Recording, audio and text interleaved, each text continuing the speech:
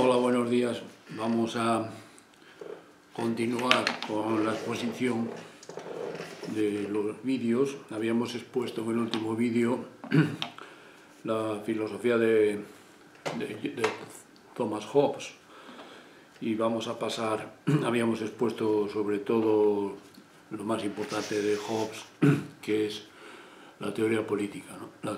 La teoría del origen del Estado, denominada la teoría del pacto social. Y en ese sentido es en el libro famoso, más famoso de Hobbes, el Leviatán, donde se expone con más claridad esta teoría que vimos en el vídeo anterior, y en la que el Estado aparece como un monstruo. Por eso se llama el libro Leviatán. Leviatán es un monstruo de la Biblia, ¿no? Creo que es una gran ballena. Y en ese sentido Hobbes compara al Estado como un monstruo con un poder absoluto sobre los hombres, pero también explica por qué surge ese monstruo, ¿no? Ese monstruo es necesario que surja para entrar en un camino civilizado, porque la idea que tiene Hobbes de la humanidad es muy negativa, ¿no? Es pesimista. El hombre es un lobo para el hombre, desde el punto de vista de la naturaleza, es un ser egoísta, y la única forma de entrar en un terreno civilizado es construir este monstruo que es el Estado. Hobbes tiene esta idea, diríamos, de un realismo cruel, ¿no? Pero el realismo va contra todo idealismo, ¿no? El Estado es un monstruo, Hobbes lo reconoce, pero es un monstruo necesario, ¿no? Sin ese monstruo la vida humana sería peor, porque sería volver a la guerra de todos contra todos, ¿no? Y esta es la imagen que tenemos de Hobbes, de su teoría, de su visión terrible del hombre. Que claro, Hobbes mismo dice, bueno, algunos me reprochan que tengo una idea pues llena de miedo del hombre, ¿no? Ya vimos que Hobbes también dice que él nació con el miedo, ¿no? Con la amenaza de la invencible, que llevaba el miedo debido a la guerra civil inglesa durante toda su vida. Pero claro, Hobbes dice, bueno, yo tengo esta característica de miedo, pero y creo que esta característica en el fondo la tiene todo el mundo, más o menos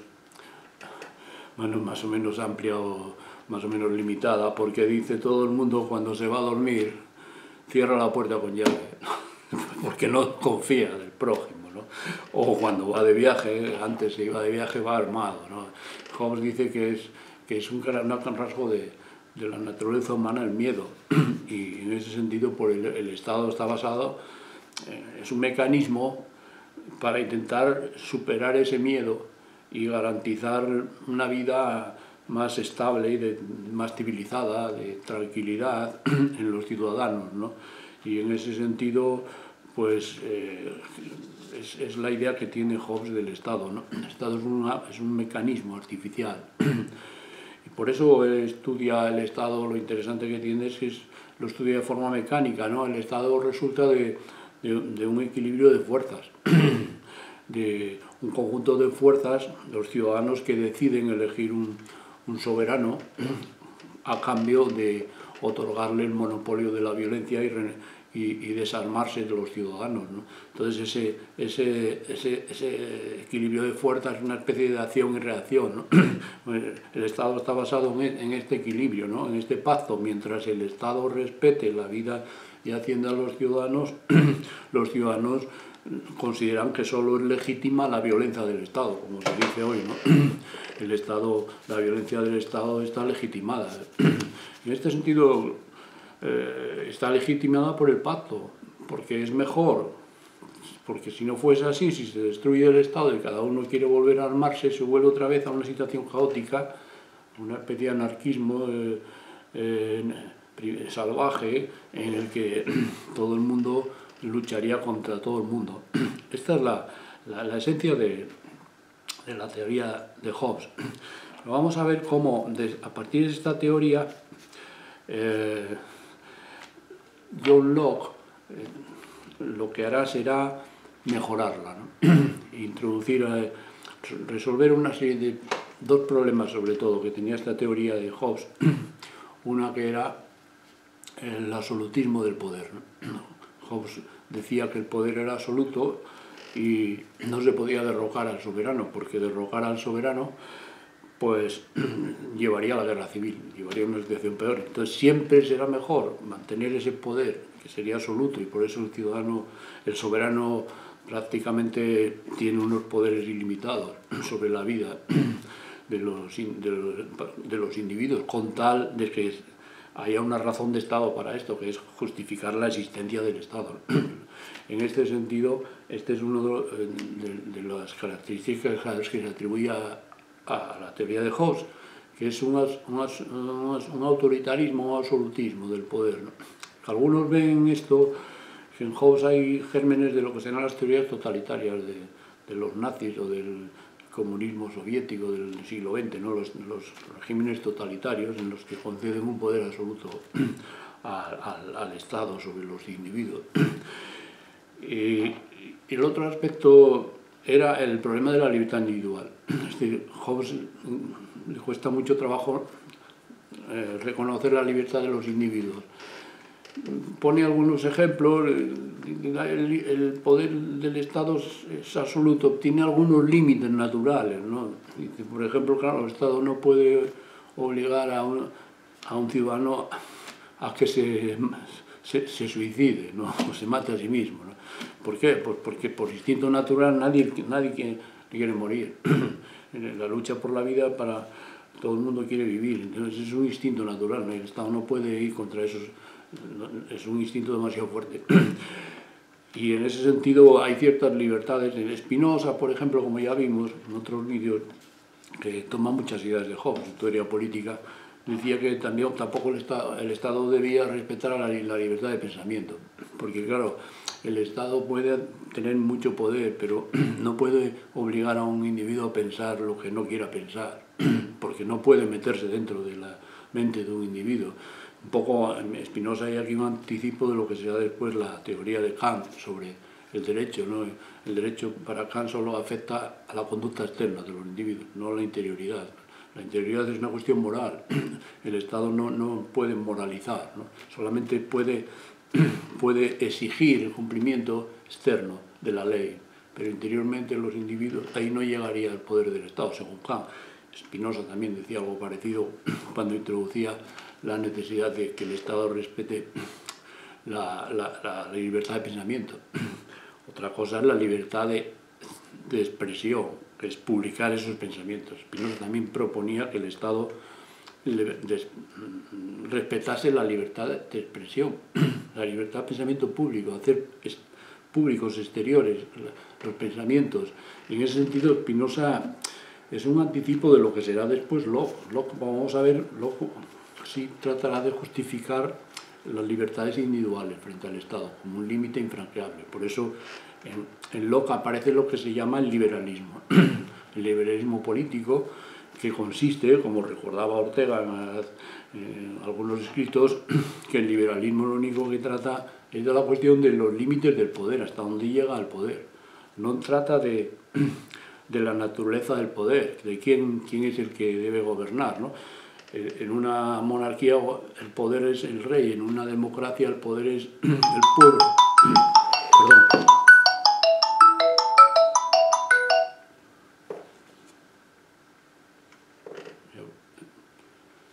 Voy a apagar el teléfono,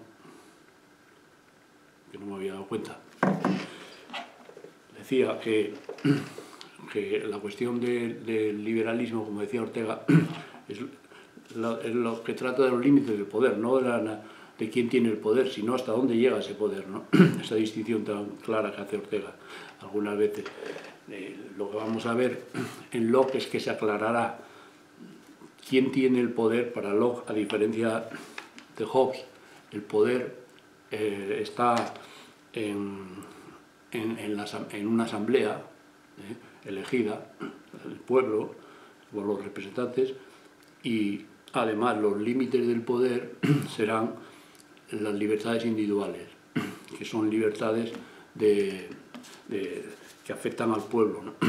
En ese sentido, la teoría de Locke, vamos a ver cómo mejora la posición de Hobbes, partiendo de Hobbes, porque al fin y al cabo Locke no sería Locke sin Hobbes. Lo que pasa es que mejora notablemente esta teoría y además con gran éxito, y se convierte, las teorías de Locke sobre el Estado se convierten en, diríamos, la mejor exposición y la más influyente en Inglaterra mismamente, cuando ocurre la revolución de la gloriosa, que Hobbes no conoció, murió unos años antes de 1688, pero Locke sí participó en esa revolución como ideólogo e incluso pues corrió ciertos peligros, estuvo exiliado por persecuciones. Es decir, que Locke sí da este paso de introducir definitivamente lo que sería un paso muy importante para legitimar lo que se llama la democracia liberal, el régimen que hoy tenemos y que después del siglo XX y de las amenazas, como decía Fukuyama, que sufrió la democracia por los totalitarismos, pues ha salido adelante, ¿no? Es decir, hoy el régimen que se ve como el deseable mundialmente, pues es la democracia, ¿no? Pero a todos los países se les llena la boca a todo el mundo con la democracia, ¿no? Pues, pero vamos a ver, esto que se dice hoy de la democracia, las bases teóricas están aquí, en Locke. Entonces, vamos a pasar a exponer a Locke, que corresponde con el tema 8. El tema 7 era Bacon y Hobbes. Pasamos al tema 8, que es John Locke, el conocimiento de la teoría política. Después trataremos de Berkeley y de Hume. Entonces, los dos aspectos que vamos a tratar de Locke, uno es la teoría política o la teoría del conocimiento. Vamos a empezar por la teoría política para relacionarlo con lo que último habíamos expuesto de Hobbes, porque se entiende mejor la teoría política de John Locke partiendo de Hobbes que considerándola más tarde. Vamos a verla ahora que tenemos todavía clara la exposición de Hobbes. Vamos a exponer esta teoría política de John Locke, que está concentrada en los tratados sobre el gobierno civil. Dos tratados que escribió John Locke sobre el gobierno civil y que están traducidos, ¿no? En el español pues tenemos, por ejemplo, yo tengo aquí una traducción del primer libro sobre el gobierno civil, que hace una crítica de Locke, es una crítica al libro de un teórico de los Estuardo, que justificaba la monarquía absoluta, que era Filmer. El primer tratado de Locke es la crítica al libro El Patriarca o El poder natural de los reyes, de Filmer. Lo que hace Locke en este primer tratado es una crítica del origen divino del poder de los reyes, ¿no? Criticando concretamente este libro. Bueno, yo tengo aquí una edición de los años 60, bilingüe, que es del Instituto de Estudios Políticos, pero bueno, hay otras ediciones. Alianza Editorial, pues está traducido el segundo tratado, el segundo, que vamos a ver que es el que nos vamos a centrar, que es el digamos, quizás más importante, porque creo que estos dos tratados están también traducidos en la editorial Austral. O sea que esto tenéis acceso, pero considero especialmente interesante, creo que todo alumno que estudia Locke debería leerse este segundo tratado, ¿no? No solamente porque sepa más o entienda Locke o por cuestiones eruditas, es porque si hoy vivimos en una apoteosis de la democracia, que nadie discute prácticamente, pues es que los textos donde sale la democracia moderna liberal es este texto concretamente, ¿no? Es uno de los textos más importantes. Y en España, que estamos viviendo pues en las últimas décadas pues la instauración de un régimen de democracia parecido al de Inglaterra, que se instaura cuando Locke, que es una monarquía parlamentaria y una democracia, pues yo creo que los ciudadanos en España, por lo menos los que tengan acceso a la universidad, deberían leerse este texto, ¿no? Para saber lo que es la democracia en sentido moderno, que lo explica muy bien John Locke, ¿no? En este texto. Y, sin embargo, por lo que sea en España, pues se lee más, se leyó mucho cuando los que lo leyeron a Marx y a las teorías políticas de Marx, vamos a ver que tienen también su interés para criticar a John Locke algunos aspectos, pero realmente el marxismo se vino abajo con la caída de la Unión Soviética, las teorías políticas marxistas. Entonces las teorías hoy imperantes son las de la democracia liberal, y en ese sentido hay que leer también a Locke para saber lo que es esto, ¿no? Y no creer, como mucha gente en España que cree que la democracia es lo que a mí me da la gana, votar, no se dan cuenta de lo que es la democracia, de dónde sale la democracia liberal y qué condiciones tiene y cuál es su legitimación. Esto está en estos textos. Además, Locke tiene la ventaja, es un escritor muy claro, es decir, estos escritores de la Ilustración, como el propio Locke, pues pretenden hacer una filosofía que alcance a un amplio número de lectores, no son escritores muy técnicos, muy escolásticos o muy académicos, diríamos, ¿no? Sino una filosofía más popular, que el propio Locke que lo dice, por ejemplo, en otro tratado suyo que vamos a ver, el ensayo sobre el conocimiento humano, él mismo dice que él escribe para gente como él, que no sigue pues criterios muy técnicos, intenta hacer una filosofía que en un lenguaje común que todo el mundo pueda entender.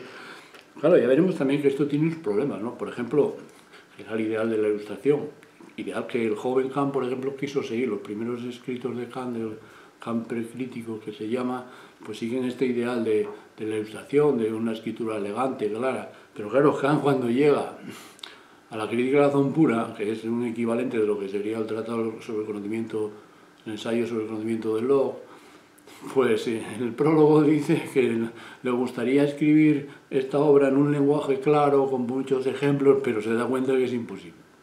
Entonces necesita recurrir a una terminología escolástica y muy técnica, como es la crítica de la razón pura, que es un libro que no tenga un conocimiento técnico de la tradición filosófica, bueno, es muy difícil que lo pueda leer, que lo pueda entender. Sin embargo, aquí estamos en la época de la Ilustración y, bueno, pues Locke tiene esa virtud, ¿no? Que consigue exponer su teoría política de una forma en un libro que tampoco es muy grande, en este segundo tratado, que tengo aquí la edición de la Alianza Editorial, y que recomiendo vivamente a los alumnos que lo lean, por lo menos que lean. Si no leéis vosotros, no sé quién va a leer en España. Si no se lee en la universidad, pues el pueblo en general en España no lee, solo ve la televisión o lo que sea, ¿no? Pero por lo menos alguna gente en España, unas minorías, debían de tener esto claro, que parece ser que no lo tiene. Y en ese sentido vamos a partir de este segundo tratado para tratar de resumir la teoría política de John Locke. Y en ese sentido se dice, bueno, John Locke nace el mismo año que Spinoza, 1632, y muere en 1704, unos años después de que se produjese la revolución, la gloriosa, la revolución inglesa, y en ese sentido es un pensador pues, contemporáneo de Spinoza, la generación de Spinoza. Y sin embargo, claro, Spinoza muere mucho antes que Locke. Y de hecho, Locke tiene conocimiento con su estancia en Holanda de la obra de Spinoza y llegó a estar influido por ejemplo, los escritos sobre la tolerancia, que se citan muchas veces. Spinoza, el primero que empieza a introducir la necesidad del Estado tolerante que permita la libertad de expresión, todas estas ideas de la tolerancia que Locke introduce y que después en Francia, pues Voltaire también tiene un libro sobre la tolerancia, se convierten pues, en las ideas propias de una sociedad democrática. Pues estas ideas le salen a Locke, son contemporáneos de Spinoza. Y en ese sentido, Locke es dos generaciones posteriores a Hobbes, prácticamente, porque Hobbes nace en 1588, el año de la Armada Invencible. y muere un poco antes de la gloriosa. Pero en fin, Locke se apoyará en las teorías de Hobbes para criticar el origen divino del poder de los reyes, ¿no? En el primer tratado. El primer tratado sobre el gobierno civil va contra el libro de Filmer, como dijimos. Y vamos, resumiéndolo muy rápidamente, realmente este libro hoy no tiene tampoco mucho interés, porque lo que hace Locke es, pues, ir desmontando las tesis de Filmer, que supone que el poder de los reyes le viene porque Dios dio el poder a Adán ya, ¿no? Transmitió el poder de gobernar a Adán como matriarca de la familia, cosa discutible, dice Hobbes, dice Locke, porque no es completamente imaginaria, no hay base para decir eso. Pero luego lo que hacía Filmer era ir diciendo como del mito adánico, de la familia de Adán y Eva, salen una serie de familias que aparecen en la Biblia, las ramas, y entonces ir viendo cómo esa autoridad divina que Dios concede a Adán se va transmitiendo a los patriarcas, después a los reyes judíos. Y claro, Locke va desmontando todo esto, diciendo que es insostenible, que no hay documentos, que eso no se puede probar, es un mito. Viene a decir el mito del origen divino del poder es un mito completo, ¿no? No existe el análisis histórico racional y empírico, diríamos hoy. Y en ese sentido, pues desmonta esta teoría siguiendo las ideas de Hobbes, ¿no? Que Hobbes, el intento de Hobbes era demostrar de dónde el origen del poder sin recurrir al mito del origen divino, del poder de los reyes, que todavía se mantenía ya dijimos, pues en teóricos del Renacimiento, como en España Suárez o otros teóricos en Holanda, ¿no? Y en ese sentido, Hobbes ya dijimos que da el primer paso de tratar de explicar de una forma racional, histórica, el origen del poder sin recurrir a mitos teológicos. Este es el mérito de Hobbes. Ahora bien, la teoría que vimos de Hobbes tiene una serie de problemas, que son los que empieza a ver Locke. En primer lugar, está de acuerdo con la idea de Hobbes, de que el poder no viene de los reyes, no viene de origen divino, sino que tiene un origen humano, como dice Hobbes, en una sociedad preestatal. Las sociedades preestatales, antes de que aparezca el Estado, pues son unas sociedades en las que pues Hobbes ponía, basándose en la psicología humana, la necesidad de que surgía el Estado, ¿no? Surgía la sociedad. Locke comparte esta tesis, es decir, para explicar el origen del Estado hay que recurrir a las sociedades preestatales, que se llama, pues, las sociedades naturales, ¿no? Las sociedades naturales. Pero claro, aquí aparece ya la primera diferencia entre Locke y Hobbes, que Hobbes concebía estas sociedades naturales como sociedades próximas a un estado de animalidad, en la que no había nada más que un instinto salvaje de poder, ¿no? Dominaba la fuerza y eso llevaba a la guerra continua. Claro, Locke viene a decir que hay que suponer que en estas sociedades previas ya había una razón natural, es decir, que los hombres ya no eran tan salvajes, diríamos, ¿no? Sino que estaban este tipo de sociedades, las familias, las primeras sociedades, las patriarcales, después otro tipo de sociedades, como serían las tribus o lo que sea, estaban organizadas de una forma no puramente salvaje, sino que introducían ya mecanismos razonables de principios morales, hay una especie de moral o de natural, ¿no? Claro, hay una traducción que venía de la Edad Media que suponía que las sociedades preestatales, pues los hombres habían recibido las ideas morales por revelación divina. Y en ese sentido, claro, había una especie de derecho natural, ¿no? Derecho natural que sería en el fondo de origen revelado, pero Locke prefiere distinguir entre el derecho revelado natural, que sería el derecho de la teología positiva, de la teología bíblica, contraponer a este derecho puramente revelado un derecho natural, racional, que surgiría de la propia racionalidad humana. Y en ese sentido, pues parece que lo que Locke admite es que habría un derecho natural, que en el fondo sería de origen divino. Claro, Locke, aquí el problema que tiene Locke es que no consigue tampoco completamente despegar de este origen último divino, del derecho natural. Sí afirma que hay un derecho natural frente a Hobbes, que Hobbes dice que no hay derecho natural, en la naturaleza no hay derecho, no hay un derecho natural previo al derecho del Estado. Locke dice que sí, y entonces imagina estas sociedades previas al Estado como unas sociedades que no estaban continuamente en guerra, que tenían ciertas instituciones que evitaban los conflictos, que en principio pues no eran sociedades tampoco perfectas, pero que tampoco eran salvajes. Y en ese sentido pues introduce esta idea de que hay una cierta racionalidad en la que estos individuos actuaban pues siguiendo unos principios no completamente de la fuerza, sino que pues llegaban a acuerdos o lo que sea.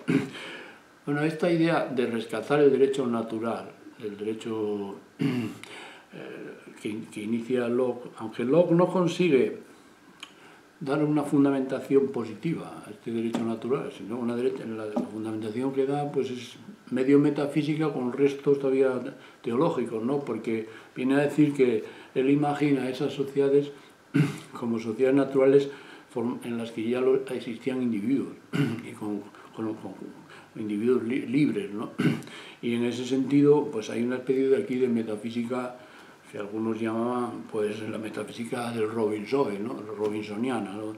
Una especie de sociedades en las que aparece un individuo, un Robinson, que ya es un individuo racional y que anterior al Estado, ¿no? Y que vive aislado.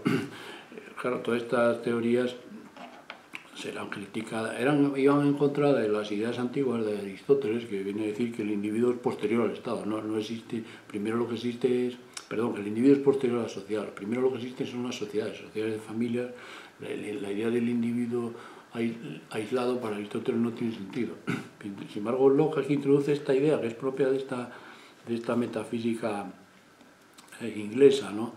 Y que en el último caso pues hay un supuesto, porque Locke sigue siendo cristiano, entonces cree en la existencia de Dios, y como dentro de esta metafísica que vimos pues era lo típico, un Dios claro, el Dios de Locke es el Dios del deísmo, digamos, el Dios de los filósofos, ¿no?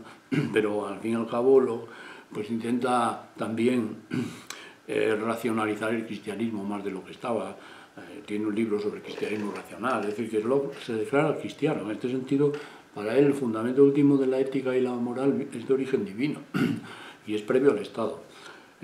Por eso se puede decir que Locke no despega completamente ni de la metafísica ni de la teología.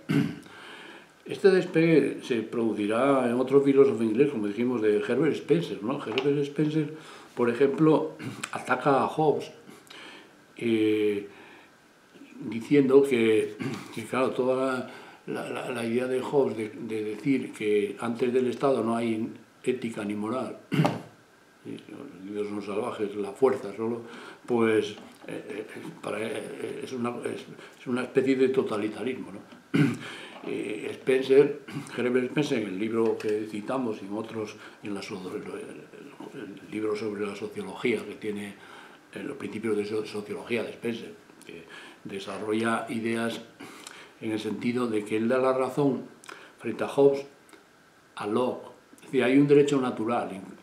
No considera que la idea del derecho natural haya que desecharla como una idea metafísica o puramente religiosa o teológica, sino que Herbert Spencer dice que la idea del derecho natural se prueba por las investigaciones positivas que estaba desarrollando entonces la antropología social de los primitivos, la sociología, sobre todo la sociología, que el propio Spencer después de de Augusto Comte, es uno de los padres de la sociología como ciencia, pues, y que realmente dicen, recopiló muchísimo material en sus principios de sociología sobre las diferentes costumbres de los pueblos primitivos. Y claro, Spencer percibe que en los pueblos primitivos ya hay unos principios racionales, pero esos principios racionales Spencer no supone que vengan de origen divino, son derivados de la evolución, la teoría de la evolución que introduce Spencer. Hay una evolución social que va pasando de unas sociedades desorganizadas a unas sociedades más complejas en las que aparecen estos principios de tipo, pues, de las costumbres éticas o morales que son previas al Estado. Y por eso Spencer, que también hay que recordarlo hoy, porque Spencer es una especie de refundador del liberalismo inglés, ¿no? Decía que el liberalismo de Locke, que él compartía, la ideología de las libertades individuales y todo esto, este liberalismo de Locke tenía sentido en su lucha contra la monarquía absoluta. Y por tanto, por eso él considera que Locke es un avance respecto a Hobbes, porque consigue desprestigiar a la monarquía absoluta y introducir la necesidad de una monarquía limitada en su poder, que es la monarquía democrática que después se instaura en Inglaterra, ¿no? Pero claro, Spencer dice que en el siglo XIX ya finales, y él ve venir el siglo XX, en este tenía algunas dotes proféticas, dice que el futuro del liberalismo ya no será la lucha de la república contra la monarquía, o la monarquía democrática contra la monarquía absoluta, la lucha contra el poder absoluto de los reyes, sino que lo que habrá en el futuro será otra lucha, ¿no?, que dice Spencer, que es la lucha contra los estados absolutos totalitarios, ¿no?, que van a aparecer, la lucha contra los parlamentos, contra el poder absoluto de los parlamentos, dice Spencer, que es la lucha que estamos viendo en el siglo XX, es decir, la idea de la democracia parlamentaria que se está convirtiendo en una democracia casi absoluta, que prácticamente lo que llama Gustavo Bueno un fundamentalismo democrático, ¿no?, lo que llamamos nosotros una democracia absoluta, que ya no es una democracia limitada, sino que prácticamente los parlamentos se están convirtiendo cada vez más en los que tratan de monopolizar no solamente el poder político, sino el poder ético, el poder de juzgar moralmente. Por ejemplo, cuando se están introduciendo actualmente los delitos de odio y estas cosas, eso es un intento del Parlamento de juzgar en cuestiones que afectan a los individuos, que está fuera de...